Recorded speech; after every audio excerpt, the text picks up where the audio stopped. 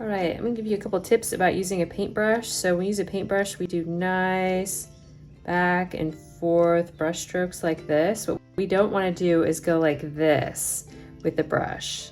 Or like scrub the brush like this, because that's just really bad for the brush. So again, nice, gentle back and forth brush strokes.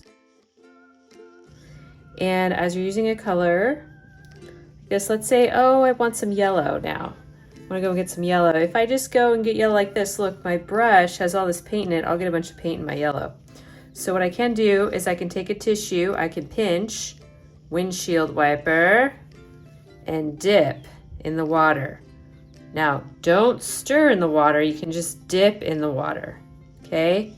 And then pinch, windshield wiper. When we pour acrylic paint down the drain, these chemicals end up in our ocean and seawater. This is why I like to remove the paint with the tissue before rinsing the brush in the water. You can do this a couple of times until your brush you got most the paint off the brush. Then you have two waters. You can use one water as your first rinse. So this water is going to get really dirty because this is where you're doing your first rinse. And then you do another water for your second rinse. And this water generally stays pretty clean, okay? Now before you go and get more paint, look how wet my brush is. You want to give it a pinch and a windshield wiper in that tissue, okay? So now I can start doing some yellow paint on here. And let's say I wanted to get like a really sharp line with my brush.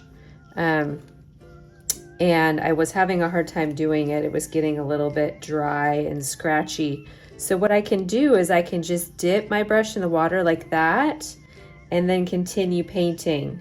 And then I'll be able to get a nice smooth line, okay? So that's a great tip for when you're painting and you're trying to get in there in these little detailed areas and your paint's a little dry and scratchy. You just dip it in the water like that and then keep painting, and then you'll get really smooth, nice lines, okay?